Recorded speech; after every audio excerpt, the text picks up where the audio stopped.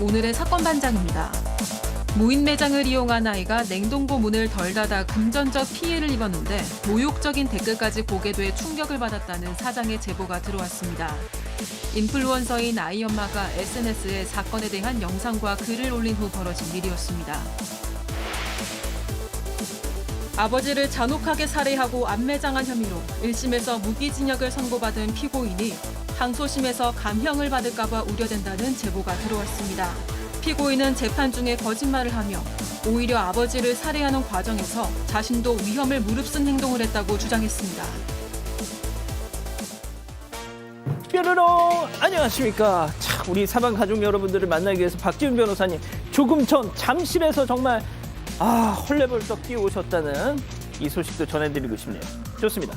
자, 진실 추적자 사건 반장 시작합니다. 의사, 의대생들만 들어가는 온라인 커뮤니티에 이런 글들이 올라왔다고 하는데요. 만나보시죠. 자, 엑스센징들 매일 1000명씩 죽어나갔으면 좋겠네. 우리는 국민들 뭐 먹으라고 들어눕는 거 아니야. 죽으라고 눕는 거지. 더 죽어라, 더. 자, 개, 돼지들 공포에 떨게 만들어라. 자, 의정 갈등 속에 정부를 향한 분노야. 뭐 그들 입장에선 그럴 수 있다 쳐도 왜 시민들을, 환자들을 향해서 이 짓을 하는 걸까요? 자, 복지부가 이 글 작성자들 경찰에 수사 의뢰했습니다. 제발 의사, 의대생들 아니길 바라면서요. 오늘 출연자 소개해 올립니다. 백다의 아나운서 박지훈 변호사, 박상희 한국열린사이버대 교수, 김은배 전 서울청팀장 나오셨습니다. 안녕하세요. 안녕하세요. 사반 안 보면 잠을 못 자요. 불면증 생깁니다 하신 문희원님. 자, 사랑하는 아내 문혜령이 둘째 두방이를 낳았습니다. 두방이. 첫 방이는 누굴까요? 자, 고생했다고 사랑한다고 전해주세요 하신 최효웅님. 자, 오늘 간만에 산본 극장 왔는데 불 꺼지자마자 양쪽을 저렇게 턱!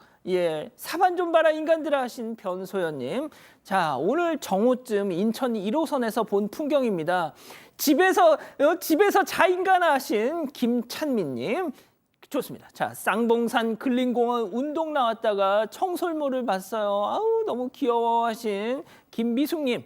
자, 아들이 양봉업을 하는데 보탬이 될까 해서 꿀벌을 저렇게 몸에 붙이는 퍼포먼스를 해봤네요. 일반인들은 따라하지 마세요 하신 이채영님. 자, 신정희님, 최옥매님 모두 사랑합니다. 자, 재미는 물론 의리로 함께하는 아세 사반 뉴스 출동! 대한민국과 전 세계 동포 가족 여러분의 시선을 모아서 출발합니다.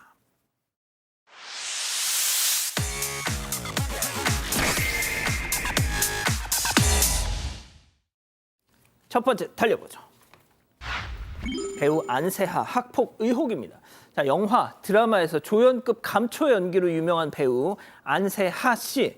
자, 중학교 동창생의 학폭 고발로 논란이 커지고 있던데요.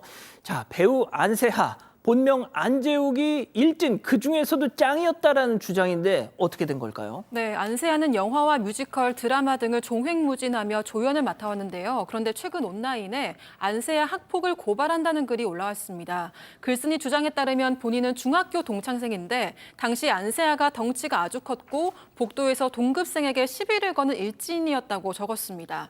또 안세아가 일진 무리를 데리고 교실 옆에 있는 급탕실에 글쓴이를 끌고 갔고 유리 조각을 집어들고 배를 콕콕 쑤시며 위협했다고 주장을 했습니다. 또 일진 무리 중 한 명과 원하지도 않는 싸움을 시켰고 이에 못 이겨서 싸우니까 집단 구타를 당했다 이렇게 주장을 했고요.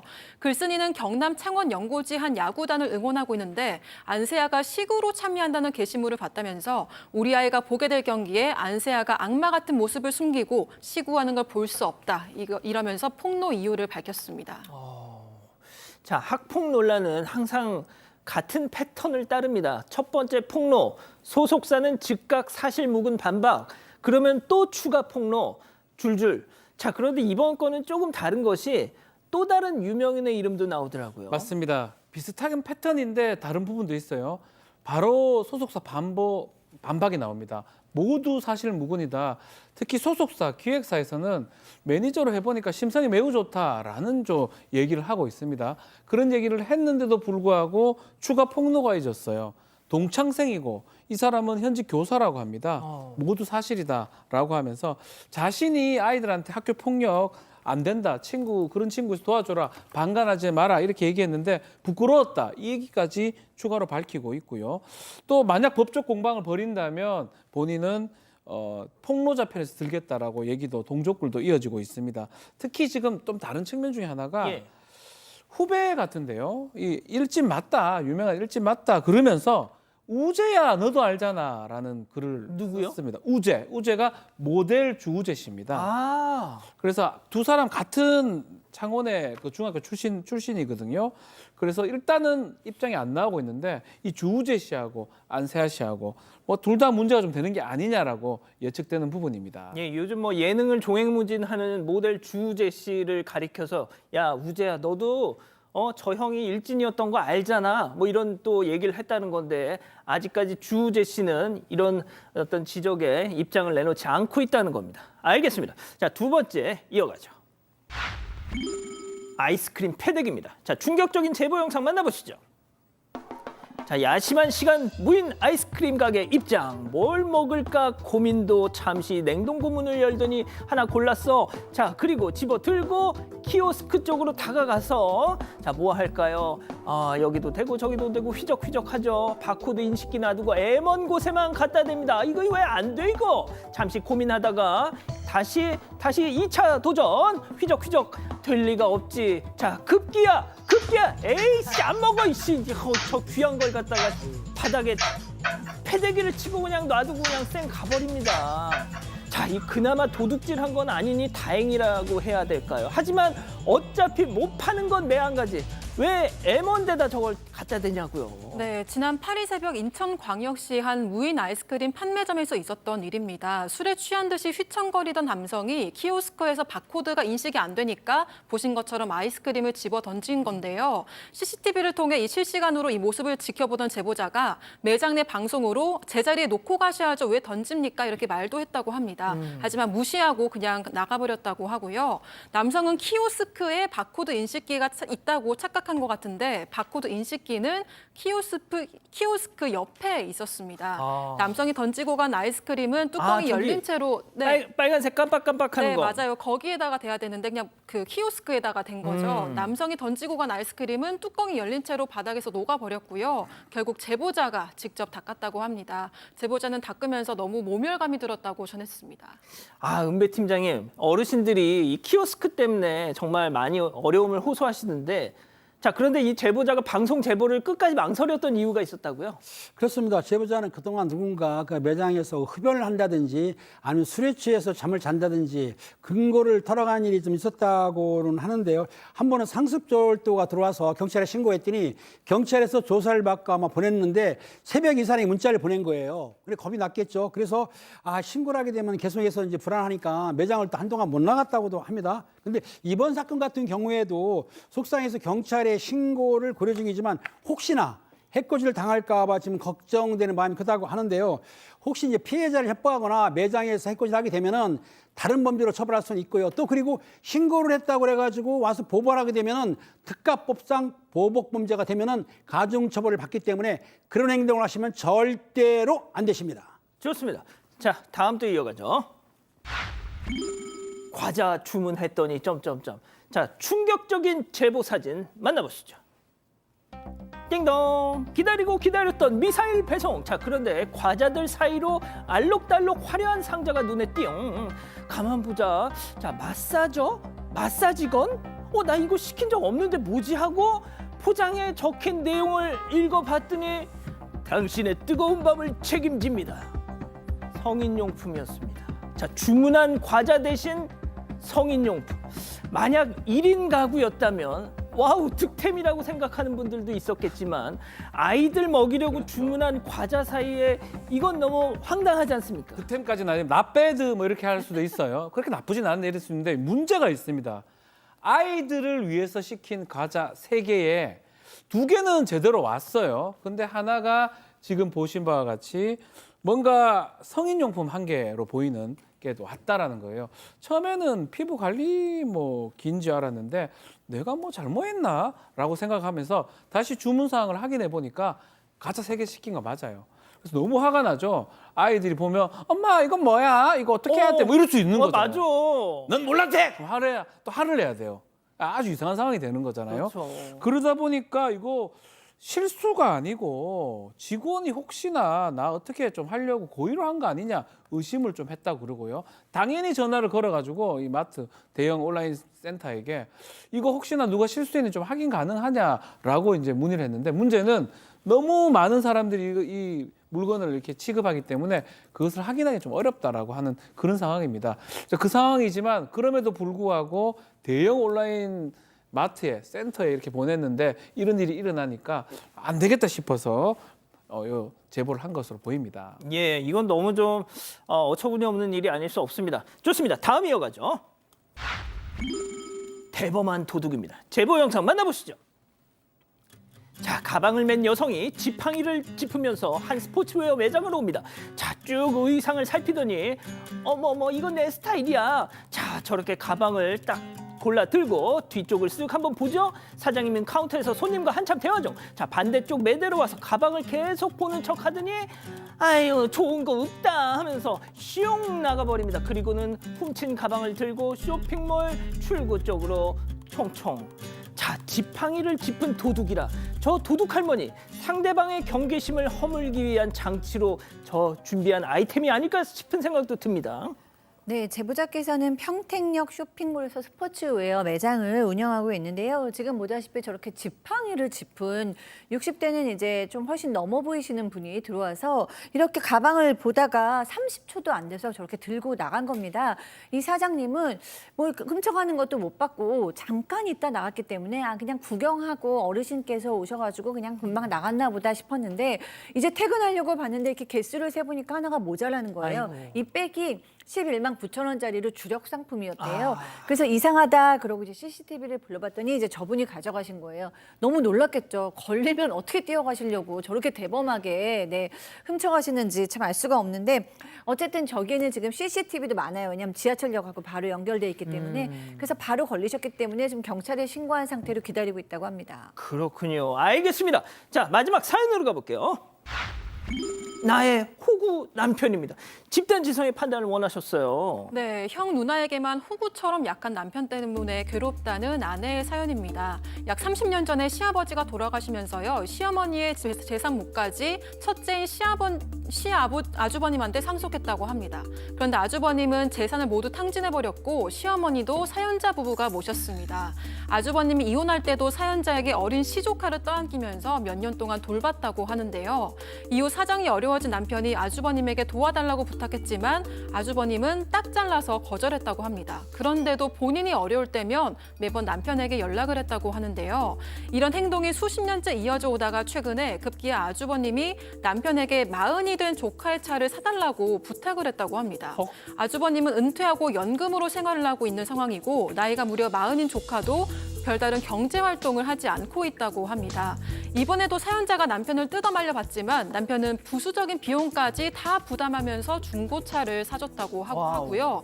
뿐만 아니라 치아가 안 좋다는 시누이를 위해서 500만 원을 들여서 임플란트도 다 해줬다고 합니다. 사연자는 무리한 부탁을 하는 시가 남매들 또 그런 부탁을 다 받아주는 남편 때문에 정말 기가 찬다고 하는데요. 사연자가 그만 받아주라고 따져도 받지만 남편은 오히려 조용히 하라고 큰 소리를 쳐서 말도 못 꺼내게 만든다고 합니다. 시가 남매들에게만 바보처럼 다 퍼주는 남편 어떻게 해야 할까요? 라고 사연을 보내왔습니다. 자, 이게 따지고 말고 할 계제가 있는 문제인가 싶습니다만 그래도 달려보겠습니다. 기다리고 기다리셨던 퓨처 핸즈업 타임 6천여 분의 우리 가족 여러분들 함께하고 계신데요. 채팅창에 OX로 함께 참여해보시죠. 먼저 사연자 아내입니다. 여보, 다혜 아빠 제발 정신 좀 차려. 당신네 집안 식구들한테 당신은 그저 현금 인출기야. 당신 형도 모자라서 이젠 그 아들 지훈이 놈까지 지 작은 아빠를 호구 취급하는 거 내 눈에는 보이는데 당신은 왜 못 보냐고. 그리고 상희 아가씨도 그래. 이가 흔들리면 지 서방한테 부탁해야지 왜 친정 오빠한테 임플란트를 해달라고 해. 그냥 오늘 너 죽고 나 살자 동그라미. 아, 그렇습니다. 자, 들어보세요. 그래도 다음은 남편이에요. 참나 거 참 저 말 많네 거 참 조용히 좀 해. 중고차까지 거 그거 얼마나 한다고? 내가 형님뿐 아니라 지훈이하고도 사우나도 가고 밥도 먹고 다 했어. 이거 왜 이래? 한 가족이라고. 당신은 가족한테 쓰는 돈이 아깝니? 다혜 엄마, 이게 다 업이야, 업. 이렇게 해두면 나중에 우리 다혜랑 은배한테 돌아온 거라고. 어리석기는 X입니다. 예, 자 팀장님. 그렇습니다. 남편이 능력이 좋아가지고 임플란트를 해주던 중고차를 사주던 할 수도 있습니다. 하지만 가장 중요한 거, 가장 옆에 있는 게 중요한 아내인데 아내하고 상의를 하고 아내의 허락을 받고 해줘야 되지. 아니 간이 배밖에 나왔나 자기 멋대로 하고 아내가 뭐라고 하면 조용히 해? 이거 안 됩니다. 어쨌든 남편은 아내 말을 존중해서 아내가 하라면 하고 하지 말라면 안 하면 만사가 편한 거예요. 자, 팀장님, 여기서 돌발 퀴즈. 네. 사모님한테 나는, 내 아내에게 나는 조용히 해! 한 번도 안 해봤다. 한 번도 못 해봤다. 아, 그렇군요. 그냥 조용히 큰 소리 못하고 조용히 하면 안 될까? 이런 수준. 그렇군요. 좋습니다. 자, 교수님, 저는 이거 정말 심각하게 고민하셔야 된다고 생각합니다. 네, 정말 좀 비상식적이죠. 도대체 저도 이렇게까지 하는 이유가 뭐지? 무슨 뭐 숨겨진 이유가 있나? 뭐 아버지 같아서 이런가? 아니면 세뇌당했나? 아니면 무슨 고마운 사건이 있었나? 아니면 뭐 책 잡혔나? 뭐 별 생각을 다 하게 돼요. 그렇지만 중요한 거는 뭐 몇십 년 동안이나 이렇게 하고 다 큰 40살 아들의 중고차를 사주고 그 부인의 어떻게 보면은 사실 남일 수도 있는데 막 임플란트까지 다 해줘야 되고 게다가 뭐 어머니도 모시고 막 이해가 안 될 정도로 비상식적인 수준인데요. 그리고 이제 팀장님이 얘기하신 것처럼 이거 해준 것도 좀 상식을 넘어서지만 부인이 얘기를 하면 설명을 해줘야죠. 너무 부인으로서는 화가 날 텐데 시끄러, 가만히 있어, 뭐 조용히 해. 이거는 정말 가정의 평화를 크게 위협하는 거라고 봅니다. 그러니까요. 아이 세상에 신우이 임플란트를 왜 해줘? 그걸 왜 해줍니까? 야, 이게 이제 영화 유명한 대사가 있죠. 호의가 계속되면 그 권리라고 받아들인다. 예. 아마 형제 또 시누이까지 모두 그렇게 자신들의 권리라고 생각하는 것 같아요. 우리 법률적 얘기를 좀 하면 예. 낭비하는 사람도 통제를 할 수가 있습니다. 낭비하는 거예요. 본인이 뭐 재벌이고 엄청 돈이 남아돌기 때문에 막 뿌리고 이런 거는 상관없습니다. 근데 지금 제보자 아내의 설명에 따르면 형편이 그렇게 좋지 않아요. 그럼에도 불구하고 막 쓰거든요. 기부하고 이래 주는 거로 보기 때문에 뭐 예전에 그걸 한정치산자라고 했습니다. 가정법원에 선고를 신청을 할 수 있는 그런 상황이 제가 봐서 그래 보입니다. 와. 형이고 동생이 여동생이고 뭐고 간에 해줄 이유가 없는 거예요. 그럼 계속 그렇게 반복되면 뇌의 일정 부분이 좀 이상한 거예요. 이거는 그렇게 봅니다. 법원에서는. 그래서 만약에 통제가 안 되면 통장을 뺐든지 뭐 다 경제권을 뺏어버리든지 안 되면 후견인을 두든지 이런 방법을 좀 택하는 게 맞지 않나 강하게 말씀드립니다. 박 변호사님 이거 진짜 진지하게 말씀 주셨어요. 좋습니다. 백다희 아나운서. 네, 저는 그동안 이걸 어떻게 다 참고 사셨는지 너무 궁금하고요. 돈 필요할 때만 찾는 그 시간 안매들도 너무한데 이렇게 아내한테 강압적으로 대하는 사연자 남편분도 정말 너무한다고 생각이 들었습니다. 네, 가족분들 의견을 보면요. 퍼플앤블루님은 남편분 정신 차리세요. 지금 당신의 가족은 아내입니다라고 하셨고요. 꿈꾸는 뭉치님, 받는 사람은 받는 데만 익숙하고 주는 사람은 주는 데만 익숙합니다. 절대 고칠 수 없습니다. 그냥 이혼하세요라고 하셨습니다. 하지만 커스텀님은 가족인데 그럴 수도 있죠. 이런 의견도 보내주셨습니다. 그렇군요. 자, 사반 제보 메일과 카톡 제보 채널에서는 많은 사연 제보 기다리고 있습니다. 경기도 평택 사시는 김숙애님 보고 계시죠? 자, 68년생 딸 김리나님과 손녀딸 둘을 찾고 계신다는 연락을 주셨어요. 이 첫 번째 결혼에 실패하고 새 가정을 꾸리는 과정에서 이런저런 사정으로 따님을 잘 챙기지 못했고 이후 연락이 두절됐다고 합니다.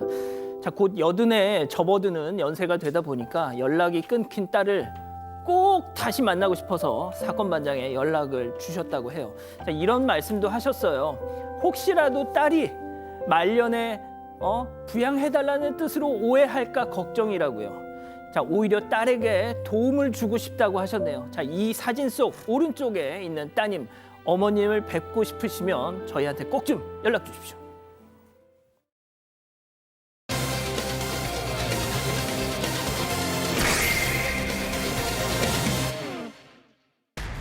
무인 매장을 이용한 아이가 냉동고 문을 덜 닫아 금전적 피해를 입었는데 모욕적인 댓글까지 보게 돼 충격을 받았다는 사장의 제보가 들어왔습니다.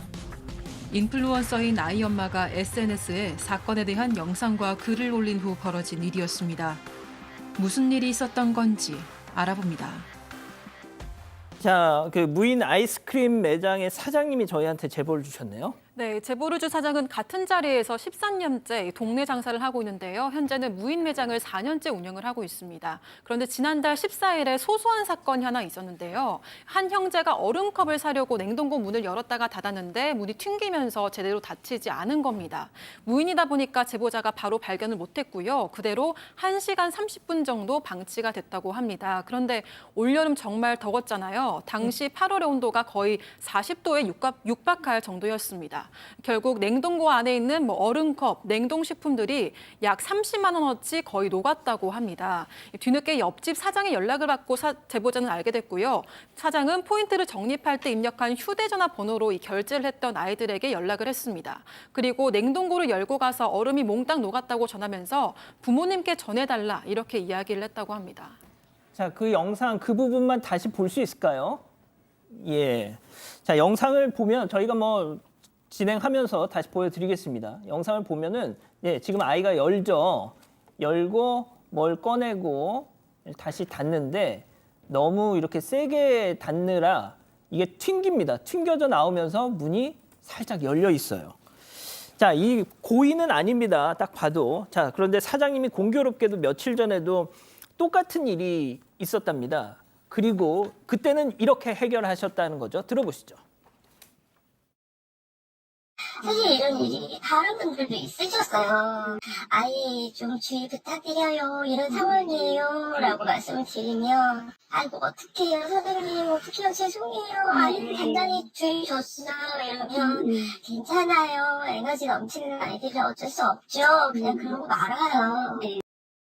자, 박 변호사님, 예. 진짜 아이스크림 가게에 아이들이 오잖아요. 그렇죠. 그런 아이들 때문에 벌어지는 일은 충분히 저럴 가능성이 있지 않습니까? 이게 사실은 아이들이 모든 걸 꼼꼼하게 다 할 수가 없습니다. 사실 일전에도 어떤 일이 있었냐면 잘못 닫아가지고 1시간 정도 방치가 됐고 녹아버리겠죠, 당연히. 아이스크림을 쓸 수가 없는 상황이 되는데 이때도 사실 문도 제대로 안 닫히는 경우 바깥 차이가 좀 공기 차이 많이 나니까 그래서 문구를 적어놨다고 그래요. 제발 꽉 닫아주세요. 꼭 닫아주세요. 밀고 살며시요. 이렇게 다 했다고 하는데 그럼에도 불구하고 아이들이 저거 못 보고 있는 경우도 많았던 것 같고요. 이때 사실 부모님한테 전화를 해가지고 주의 부탁드릴게요라고 전했다가 부모님은 또 이런 얘기 하더라고요. 단단히 주의 줬다. 신경 쓰이게 해서 죄송하다라고 답했고 또 사장님은 이때는 그럴 수 있다, 감사하다라고 이렇게 끝났고 이때는 변상금이나 얼굴을 붉히는 일은 없었다고 합니다. 자, 그런데 그 이후가 문제였겠죠, 교수님. 네, 그러니까 이런 일이 있기도 했었으니까 또 있다고 해서 큰 싸움이 나거나 이러지는 이제 않을 거라고 생각을 하셨을 것 같아요. 또 이제 사장님께서 안 그래도 이제 녹은 물건들을 막 치우고는 있는 중에 아이 엄마한테 문자가 왔대요. 그래서 이제 설명을 막 했더니 아이 엄마가 죄송하네요. 아이들이 일부러 그런 거는 아닌데 이렇게 상황이 돼서 좀 난감하네요라고 말씀을 드렸고 이 사장님께서도 그렇습니다. 이렇게 얘기를 하고 있는데 어머니께서 저희가 일상생활 책임 배상을 신청했어요. 그러니까 이제 연락이 오는 대로 말씀을 드릴게요라고 얘기했고 이 사장님은 변상금 이런 거는 그 전에도 안 받았으니까 이번에도 생각을 안 했는데 일상생활 책임 배상이 있다고 하니까 너무 다행이다라고 생각하면 그렇게 처리하면 되겠다라고 생각했다고 합니다. 자, 그런데 갑자기 이틀 후에 브레이크가 걸렸습니다.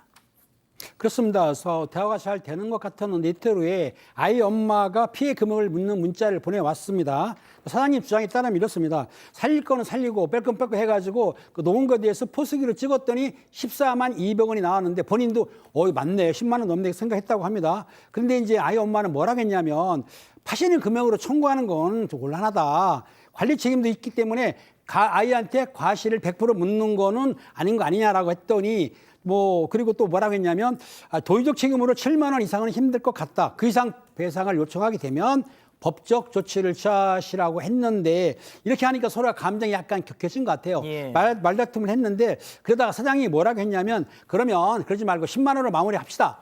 라고 했다는 겁니다. 그런데 아이 엄마 입장에서 볼 때는 10만 원도 과했는지 이거를 받아들이질 않았다고 합니다. 예, 7만 원, 14만 원.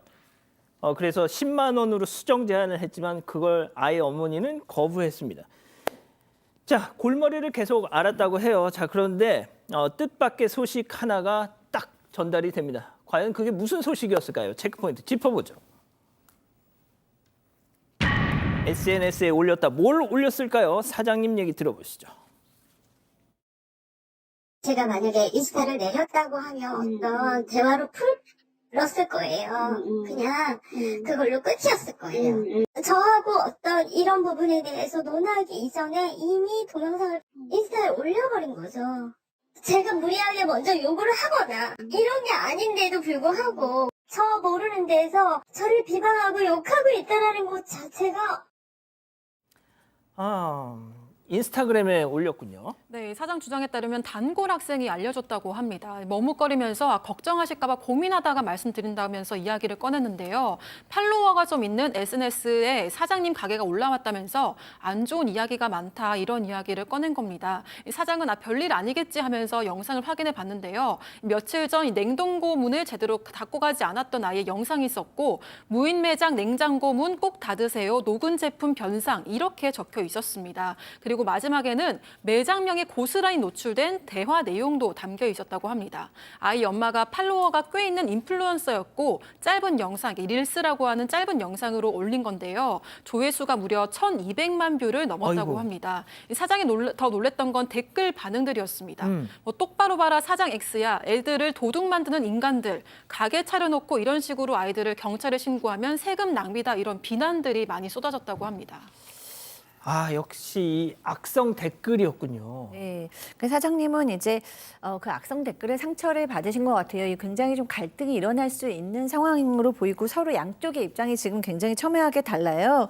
그 사장님 주장에 의하면 이 영상보다도 이 아이 엄마가 맨 처음에 달아놓은 문구가 문제다. 거기에 이제 아이 엄마께서 이게 이제 뭐 큰 금액은 아니지만 이렇게 그쪽에서 요구하는 금액을 다 변상해 드리면 계속 같은 일이 생길 것 같아서 요청하신 변상 금액은 아닌 것 같다고 강하게 말씀드렸다 이렇게 이제 써 있대요. 근데 그 문구만 보면 이 사장, 이 주인이 거액의 변상금이나 합의금을 요청하고 있구나.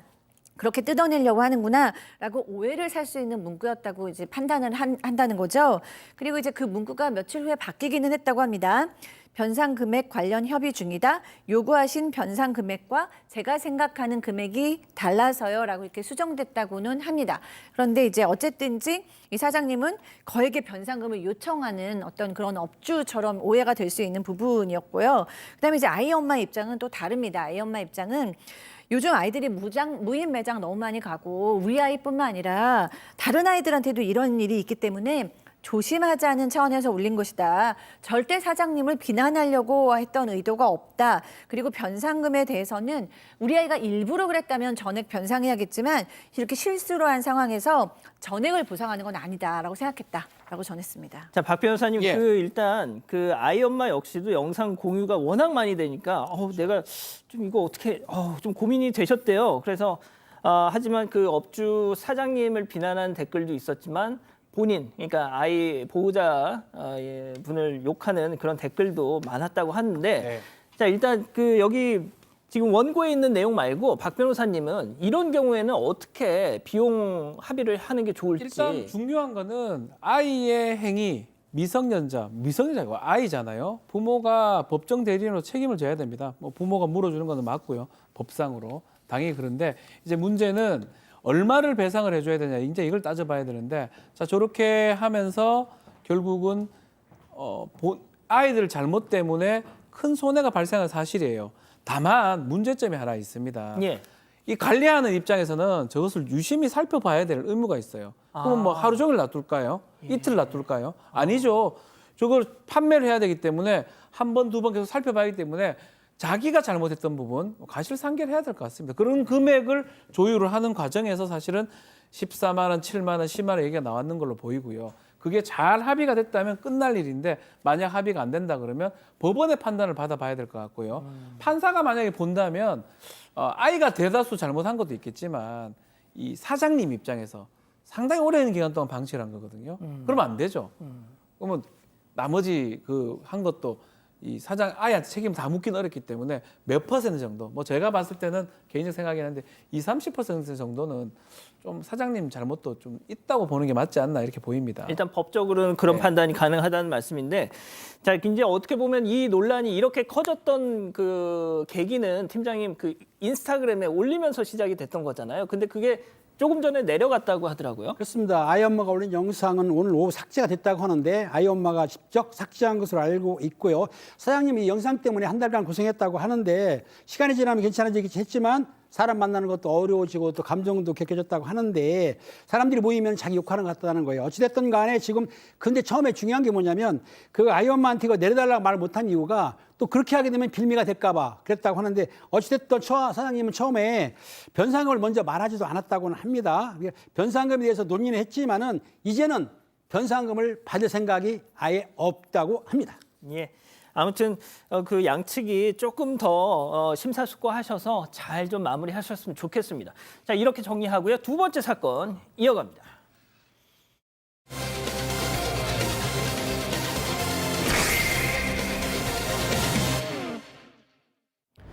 사진 속 두 남성, 왼쪽은 아들, 오른쪽은 아버지입니다. 평범한 부자로 보이지만 사실 비극적인 사건의 주인공들인데요. 3남매 중 막내였던 아들이 지난해 11월 아버지를 살해하고 암매장하는 끔찍한 범죄를 저지른 겁니다. 아들은 결국 1심에서 무기징역을 선고받았습니다. 현재는 항소심 재판이 진행 중인데요. 그런데 친인척 중 한 명이 그동안 세상 밖으로 드러나지 않았던 충격적인 내용을 제보해 왔습니다. 이 가족에게 그동안 무슨 일이 있었던 건지 지금부터 알아보겠습니다. 자, 가족 여러분 좀 집중 좀 해주십시오. 지난 2월 사반에서 전해드렸던 사건입니다. 아버지를 살해하고 시신을 암매장한 30대 아들, 결국 1심에서 무기징역 선고를 받았는데 현재 항소심 2심 재판이 진행 중입니다. 그런데 피해자의 그 살해당한 아버지의 친인척 중 한 분이 저희한테 제보를 주셨어요. 자, 당시 그 사건 내용부터 정리하고 가죠. 예, 자 판결문에 따르면 이 지난해 11월 상주에서 있었던 또 축사에서 발생한 사건입니다. 아버지 60대 아버지하고 30대 아들이 10년 전부터 같이 일을 좀 하고 있었는데 그 축사를 아들은 좀 물려받을 요량으로 또 그 기대를 하면서 같이 일했던 것 같습니다. 그렇지만 문제가 좀 발생합니다. 아버지가 결혼을 전제로 한 여성을 좀 만나면서 또 교제를 하면서 혹시 축사를 물려받지 못하면 어떻게 될까 불안감이 좀 생겼다고 해요. 그래서 이 아들이 아버지한테 계속해서 그 축사 좀 저한테 좀 넘겨주세요. 빨리 넘겨주세요. 이렇게 여러 차례 요구를 했고요. 아버지가 아이고 내가 설마 그러겠냐. 때가 되면 물려주겠다라고 얘기를 했는데 아들이 이걸 믿지 않고요. 지난해 11월 6일입니다. 새벽에 아버지한테 가서 거절당한 다음에 둔기로 아버지 머리를 내리셔서 살해를 하고요. 인근 야산에 매장을 했던 그런 사건입니다. 그때도 이제 박상희 교수님이 출연을 하셨었는데 우발적 범행을 그때 주장했었잖아요. 네, 그랬었어요. 우발적 범행이다라고 얘기를 했는데 이제 그거는 이미 뒤집혔습니다. 일단 맨 처음에 이 아들 뻔뻔하게 본인이 실종 신고를 해서 이 사건이 이제 수면 위에 드러났어요. 아버지가 안 보인다 이제 실종 신고를 했는데 그때 이 사건을 이 범죄를 목격한 사실은 증인이 나타난 거예요. 축사에서 일하고 있던 외국인 노동자가 범행을 목격했다라는 진술이 나왔고요. 그러니까 그때야 이제 아들이 범행을 자백했어요. 그 축사에 있었던 사람이 그 범인이 아들이 복면을 쓰고 있었다라고 얘기를 했는데 아들은 끝까지 복면을 쓰지 않았다라고 주장했습니다. 왜냐하면 복면을 썼다 그러면 이게 우발적 범인이 아니잖아요. 그렇죠. 그건 계획이잖아요. 그래서 끝까지 아니라고 주장했는데 거짓말 탐지기 조사 결과 거짓 반응 나왔습니다. 그리고 또 CCTV를 보니까 그 범행 당시 숙소에서 불빛이 하나도 없었어요. 이것은 복면 쓴 아들이 잠든 아버지를 느닷없이 살해했다라는 정황을 보여주는 대목입니다. 그 범행 현장이 지금 보시는 저 축사 안에 있는 저 방입니다. 저기서 그 사건이 벌어졌는데 자, 정말 괘씸하기 이를 데가 없습니다. 아까 말씀드렸죠. 친인척 중 한 분이 충격적인 당시 저희가 처음 전해드렸을 때 알지 못했던 내용을 알려주셨습니다. 체크포인트 짚어보죠. 자, 로프 하강 이게 무슨 얘기인지 제보자 얘기 직접 들어보시죠.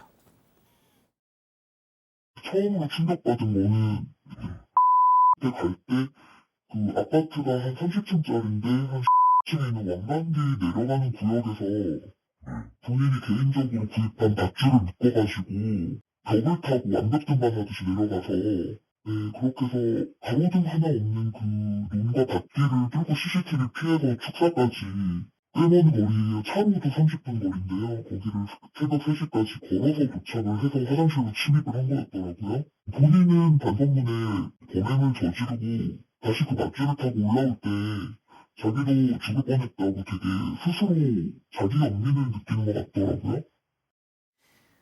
들으셨죠? 세상에 자기 아버지를 살해하기 위해서 CCTV를 피하려고 왕관기를 타고 그 고층 아파트에서 내려왔다는 줄 하나 타고 내려왔다는 거잖아요. 맞습니다. 이 판결문에 따르면 아들은 테라스 난간에 밧줄을 묶어서 그 밧줄을 타고 1층까지 내려와서 약 13km 떨어지는 아버지 축사까지 걸어서 이동을 했습니다. 제보자는 차로도 30분 정도 걸리는 거리라고 설명을 했는데요. 아들이 제출한 8장짜리 반성문에도 해당 내용이 적혀 있습니다. 밧줄은 트랙터가 빠져서 못 나올 때를 대비해서 사둔 거라고 하고요. 하지만 아버지와의 불화로 축사에 가져다 놓지 못했던 거라고 설명하면서 CCTV를 피해서 엘리베이터를 타지 않고 이동했다 이렇게 적었습니다. 그리고 다음 내용은 이렇습니다. 테라스 난간 기둥에 밧줄을 묶어서 줄을 내리고 밑을 보니 너무 겁이 나서 한참을 망설였습니다. 난간을 넘었다 되돌아왔다 반복을 하다가 못 내려가면 결혼도 못한다고 스스로 되뇌면서 무섭지만 참고 내려갔습니다. 이렇게 적었습니다. 교수님 보세요. 자, 그 줄 하나 타고 왕관기 타고 그 고층 아파트를 내려가면서 자기 아버지를 죽이러 가면서 나 여기 이거 못 타고 내려가면 나 결혼도 못 하고 평생 혼자 살다 늙어 죽어. 이 생각을 했다는 게 이게 제정신인 놈입니까, 이게? 그러니까요. 그렇게 생각하면서 또 본인도 너무 무서워서 자기 연민까지 느꼈다는 거예요. 그런데 이걸 얘기하면 이렇게 판사나 검사나 다 들으면서 네가 네 인생을 그래도 극복하기 위해서 참 힘든 거를 이겨냈구나라고 생각할 줄 알았대요. 근데 모두가 그 얘기를 듣고 정말 계획범죄구나, 정말 독하다, 아버지를 죽이면서 어떻게 이런 행동을 했냐라고 얘기해서 본인이 굉장히 좀 억울했다라는 식으로 지금 얘기를 하고 있어요. 그러면서 근데 저는 여기서 어떻게 이런 생각을 할 수 있는지 정말 최고 이기적인 인물 아니면 이건 사이코패스 정도 되는 거죠. 본인에 대한 연민을 그 시점에 느꼈고 나중에도 모두가 나를 연민으로 불쌍히 여길 것이라고 생각한다는 판단력 자체가 도저히 이해가 되지 않고요. 근데 이 사람은 끝까지 그 아버지를 맨 처음에 죽일 생각이 없고 축사 시설을 망가뜨리러 간 거였다라고 얘기를 했었고요. 그런데도 불구하고 그 축사 시설을 망가뜨리러 가려고 했지만 위험을 무릅쓴 거였다고 주장했었다고 합니다. 위험을 무릅쓴다라는 말을 이럴 때 쓰는 겁니까? 자, 팀장님. 보통 이런 계획 범죄를 저지른 자들은 보면 보통 이렇게 인터넷에서 뭘 찾아보잖아요. 그렇습니다. 그 아들이 컴퓨터 검색 기록을 확인해 봤더니 영어로 How to kill with hammer. 이해를 못 하시나요? 뭐 망치로 죽이는 방법 이런 걸 검색을 했는데 뿐만 아니라 공고용 망치로 머리치면 죽나요라든지 후두부 사망, 지식 흔적, 밧줄 타기, 심지어 거짓말 탐지기 조사기가 거짓으로 나오는 복면 있지 않습니까? 그 복면에 대해서도 검색한 기록이 나올 뿐만 아니라 이런 거에 대해서 아들은 억울하다고 주장하고 있지만 그리고 또 자택에서 사망하면 장례 절차, 실종 사망 처리, 모든 걸 검색을 했네요. 이에 대해서 아들은 뭐라고 했냐면 내가 검색했는지 왜 검색했는지는 모르겠고 타이핑한 게 아니고 그게 아마 클릭만 해도 기록이 나오기 때문에 우연히 그랬을 거라고 추측한다고 했는데 저는 이 말이 지금 무슨 말 하는지 이 친구 말을 모르겠습니다. 예. 자, 이게 말이죠. 아버지를 살해하기는 했지만 그래도 조카니까 가족이니까 선처를 호소하는 친인척들이 있었답니다. 그런데 중간에 마음을 돌릴 수밖에 없는 정말 결정적인 일이 있었다는데요. 그 이후부터는 이 가족들이 둘로 나뉘어졌다고 합니다. 제보자 얘기 이어서 들어보시죠. 그것에 대한 잘못이 있다는 걸 전혀 돌아보려 하지 않고 거짓말, 가정폭력이 있었다든지 경제적으로 무능력했다 이런 거짓말을 했기 때문에 왜 완전한 허위냐면 두 분이 따로 사시면서 지금 혼자 숙식하던 기간 동안에 가정폭력이 일어날 수가 없는 것이고 특히 삼남매한테 살면서 한 번도 손찌검이라든지 욕설을 안 하셨어요. 자, 이게 무슨 얘기죠? 자, 좀 문제가 좀 생겼습니다. 이 처음에 재판 수사가 시작됐을 때는 계획적 범죄가 아니라 우발적 범죄다 이런 부분에 대해서 친인척들이 많이 동의도 하고 원했던 뭐 탄원서 이런 것도 제출을 했다고 하는데 재판을 진행하고 또 경찰들이나 수사기관에서 증거를 낼 때마다 뭔가 이거 아니다 싶은 얘기들이 많았다고 해요. 특히 막내 아들이 어떤 얘기를 자꾸 했냐면 아버지가 폭력적이다, 맞고 자랐다. 내가 또 희생양이다. 그렇죠. 아버지가 어머니도 때리고 나도 맞았다. 라는 식으로 돈도 안 주고 부려먹었다. 라는 식으로 얘기를 계속 했던 부분요. 판사는 결국은 이 관련해서는 반성은커녕 피해자에 대해서 비난하고 명예훼손도 아주 주저하지 않는 모습이다. 왜 그렇게 하느냐라고 봤을 때 친인척 주장은 완전 다릅니다. 왜 다르냐 하면 폭력하고 아주 거리가 먼 사람이었고 또 이 피고인 아버지가 공짜로 또 아버지가 피고인 아들을 공짜로 부려먹은 것도 아니고 월급도 줬다고 합니다. 이렇게 제대로 해줬음에도 불구하고 이 사람이 이런 얘기를 하는 이유, 명예훼손까지 하는 이유는 자신의 처벌을 감하게 감경받으려고 저런 얘기를 한 게 아니냐라고 얘기를 하고 있습니다. 자, 지금 사진 오른쪽이 돌아가신 아버님이고 왼쪽이 그 아버지를 살해한 정말 폐륜 자식입니다. 자, 정말 사자 명예훼손까지 하면서 자신의 어떤 형량을 낮추려고 발버둥을 쳤어요. 자, 일단 1심에서는 다행히 무기징역이 선고가 됐는데 자, 일단 검찰이 항소를 했어요. 자, 그리고 또 가족들도 이 인간이 또 혹시나 감형이 될까 봐 걱정을 하고 있답니다. 자, 뭐 존속 살해죄입니다. 아버지를 살해하게 되면 사형 무기 7년 이상의 중형에 처할 수밖에 없는 그런 범죄입니다. 1심 재판부도 그것을 또 잔혹성에 대해서 지적을 했어요. 피해자가 구덩이에 반드시 눕지도 못하고 웅크린 자세로 그 얼굴을 땅에 처박은 채 발견된 모습. 이거는 완전히 폐륜 범죄 아니냐라고 봤고 이거 피고인 자체가 반성을 하는지도 의문스럽다. 폭력성, 극단적 인명 경시 태도 이거를 통상의 처벌로는 교정할 수 없다라고 판단해서 무기징역을 선고를 한 거거든요. 자, 2심 선고는 지금 추석 이후에 9월 말에 예정이 돼 있는데 뭐 조심스러운 얘기긴 하지만 선고가 바뀌지는 않을 것 같습니다. 무기징역에서 예를 들어서 뭐 몇십 년으로 유기징역으로 떨어지진 않을 것 같다는 생각이 좀 들고요. 존속 살해에다가 아주 잔혹한 살인의 결과 또 결국은 재판하는 과정에서 다시 고인에 대한 명예훼손까지 합쳐진다면 이거가 떨어질 가능성이 좀 적어 보인다 생각이 됩니다. 예. 평생 자기 뒷바라지 하면서 산 아버지를 살해하고 모든 다 책임을 다 아버지한테 덮어씌운 이 폐륜 자식 계속 지켜보죠. 두 번째 사건 정리하고요. 별별 상담소 이어갑니다.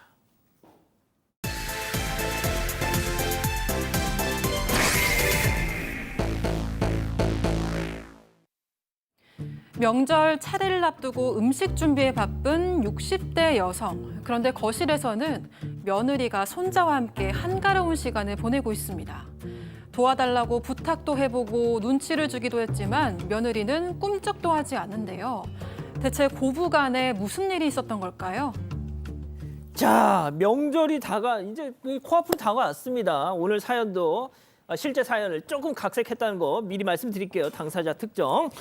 자, 명절 다가오면요. 며느리들이 정말 싫어하잖아요. 하지만 이 시어머니, 야, 니들보다 내가 더 싫어 명절 이러십니다, 지금. 네, 사연자는 60대 여성입니다. 본인이 호된 시집살이를 했대요. 그래서 내가 며느리를 얻으면 절대 나는 시집살이를 안 시켜야지 아주 굳게 마음을 먹고 사셨다고 합니다. 그래서 며느리가 들어오고 나서 굉장히 잘해줬는데 문제는 이 며느리는 알아서 일을 하나도 하지 않는다는 거예요. 심지어 이제 뭐 제사상을 차린다 그럴 때도 일이 바쁘다라고 얘기하면서 제사상 준비 다 끝날 때쯤 이렇게 오는 겁니다. 그리고 이제 손자를 같이 데리고 오는데 손자가 나 뭐 먹고 싶어, 과일 먹고 싶어 그러면 본인이 깎아주는 게 아니라 시어머니를 이렇게 본대요. 그럼 시어머니께서 또 깎아줘야 되는 상황이었대요. 그래서 이제 시어머니가 다 불편하신 상황인데 이제 일은 시어머니에게 다 하셨어요. 그리고 다 끝나고 나서 아들한테 아들 너는 설거지 좀 하고 며느리한테는 상 좀 닦아라라고 얘기를 했는데 그 며느리는 상도 닦지 않고 그것도 이제 아들을 다 시켰다고 합니다. 근데 이제 그렇다고 해서 며느리한테 강제로 일 시키기도 싫고 싸우기도 싫고 그래서 명절에는 안 와도 된다. 그냥 니네끼리 여행 가라 이렇게 얘기를 했는데 그런데도 불구하고 또 어머니 그래도 명절에는 와야죠 하면서 명절에는 꼭 찾아왔다고 합니다. 세상에 며느리한테 얘 너는 상 좀 닦아라 하는데 세상에 그 며느리가 신랑 이 막 옆구리 쿡쿡 찌르면서 그것까지 퉁을 쳤어요 또. 센스가 좀 없는 것 같기도 하고 하여튼 그런데 더 문제가 있습니다. 예. 명절 때 이제 오지 마라 하는 그런 뭐 시어머니도 요즘 많죠. 그런데 문제가 있어요.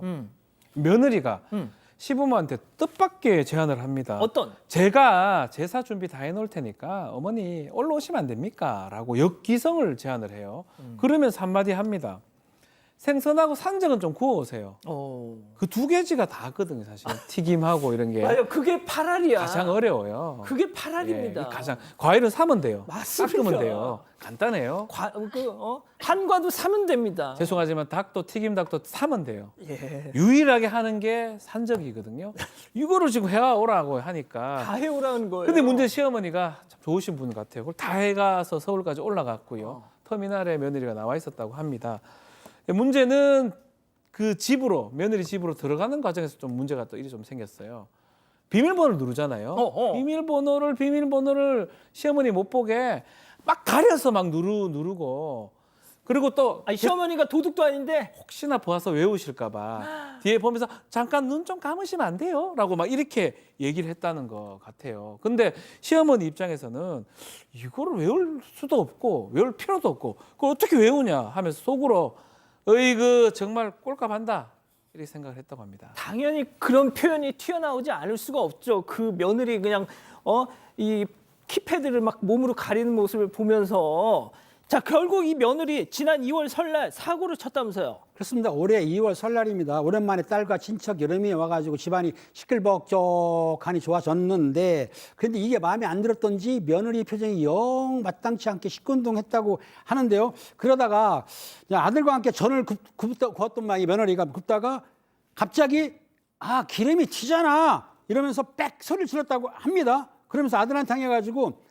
넌 진짜 제대로 할 줄 아는 게 뭐야? 하면서 면박을 줬다는 거예요. 와우. 당시 시어머니뿐만 아니라 물론 집안 어른들도 쭉 있었는데 그게 소리치기 때문에 얼마나 며느리가 화를 내니까 얼마나 황당했겠습니까? 그런데 이 며느리 갑자기 손자를 향해서 야, 넌 네 아빠 닮지 마라. 아주 똥 멍청이야.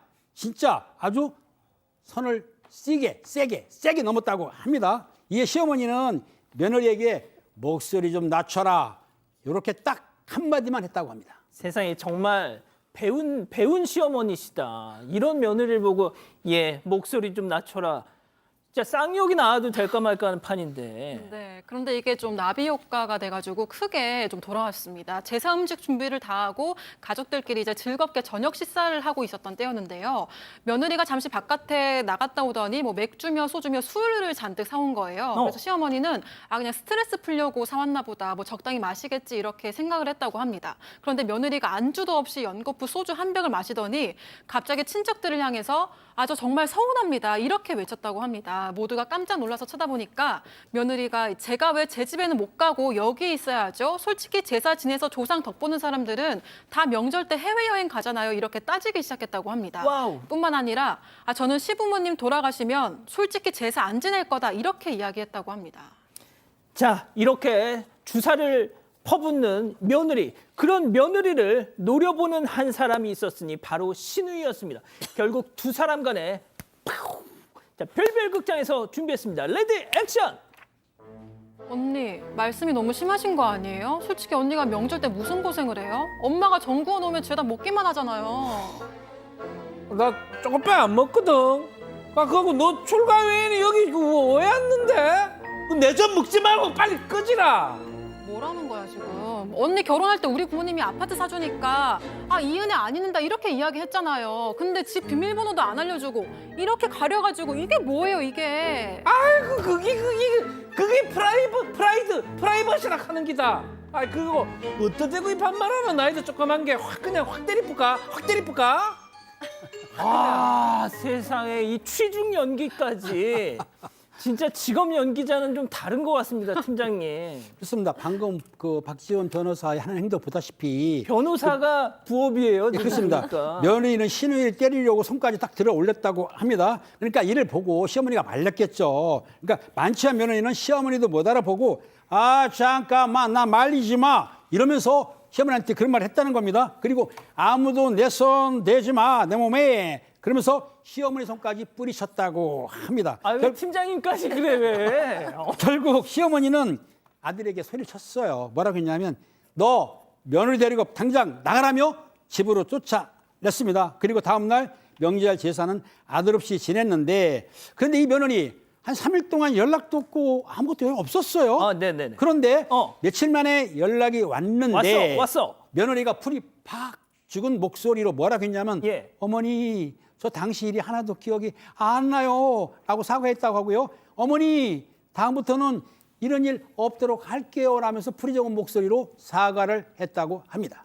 자, 그럼 여기서 오늘의 궁금증 짚어보죠. 궁금할 게 뭐 있어? 명절에 술주정하면서 시누이와 다툰 며느리 안 만나고 싶은데 어떻게 교수님? 네. 이거는 강제로 진짜 그냥 이혼 돌려 보내야 됩니다, 진짜 이거. 네, 근데 이제 화가 나서 다투시는 분들이 많고 요즘은 며느리들만 그렇게 옛날처럼 화병이 나거나 상처받는 게 아니고 맞아요. 시어머니들도 정말 며느리나 아들 눈치 보는 게 너무 괴롭다라고 얘기하시는 분들이 많아요. 왜냐하면 시어머니들도 이제 젊으신 분들이 많아서 차라리 그냥 각자 여행 갔으면 좋겠다라고 얘기하시는 분들도 많아요. 근데 저는 그 명절이 끝나고 나면 너무 많은 분들이 막 우울증도 걸리시고 이혼한다 그러고 그 정도로 이제 가족 간의 만남 싸우는 분들이 많은데 결국 그 원인을 보면 가장 핵심에는 말이 있거든요. 서로 정말 하면 안 되는 질문들 말 그리고 고맙다, 감사해요 이런 얘기를 전혀 안 하는 것들에서 비롯되니까 말을 좀 서로 예쁘게 하실 필요가 있다고 생각을 하고요. 그리고 미리미리 좀 의논을 해서 이번 여행은 같이 여행을 갈지 아니면은 정말 제사를 치를지 제사를 치르면 업무 분당 누가 어떤 걸 할지 또 아들이나 시아버지까지도 그렇게 서로 배려해 주셔서 업무 분당을 좀 하면 좋겠다는 생각이 듭니다. 박 변호사님, 보통 예. 이제 별별 극장에서 주로 시어머니들이 빌런으로 많이 나왔거든요. 안 되네요, 여기는. 야, 근데 그래서 사건 반장 볼 때마다 아이고 또 시애미들 네. 잡네 막 이러셨는데 오늘은 며느리가 빌런입니다. 좋은 시어머니이기도 한데 저는 뭐 당분간 좀 명절 때 안 보셔도 되지 않나. 그러니까. 그리고 반성은 하는 것 같아요. 어. 술 때문에 그랬다고. 그래서 한번 경고를 1년 정도는 주십시오. 추석하고 설날까지. 좋습니다. 냉장히 끊으십시오. 냉정하게. 예. 알겠습니다. 자, 백다희 아나운서. 네, 가족분들 의견은요. YSY님 아들이 있다면서요. 자기 며느리는 한 수 더 뜨는 며느리 만날 겁니다. 이런 의견 있었습니다. 그리고 러버스님은 아들이랑 잘 살면 그만이지 시어머니 피곤합니다. 이런 댓글도 있었습니다. 자, 팀장님. 무시무시한 목소리로 따끔하게 진짜 짧게 한마디. 저 시어머니가 그 시집에 친정 아니, 며느리한테 한마디. 며느리 며느리 그 시어머니 가지 말고 친정으로 가세요. 준비가 안 되셨네요. 자, 이렇게 정리하고요. 잠시 전한 말씀 듣고 오겠습니다. 최고의 콤부차에 필요한 건 최적의 비율로 찾은 블렌딩. 몽베스트 블렌딩 콤부차. 테이스트 베스트. 몽베스트. 어떠한 방해도 허락하지 않는 어센틱 프라이빗 스페이스. 렉서스 마스터피스 LM. 감기 엔? 감기 엔? 감기 엔?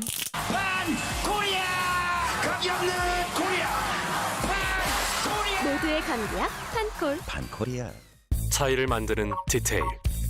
질레트 랩스로 자신 있거나 아니거나 여유 있거나 아니거나 각질 속 숨은 수염까지 확실하게 하루 종일 깔끔한 면도. 질레트 랩스 딥 클렌징 바. 사랑하는 사건 반장 가족 여러분, 시원한 밤 보내시고요. 저희는 내일도 사반 750 저녁 7시 50분에 다시 옵니다. 안녕히 계십시오.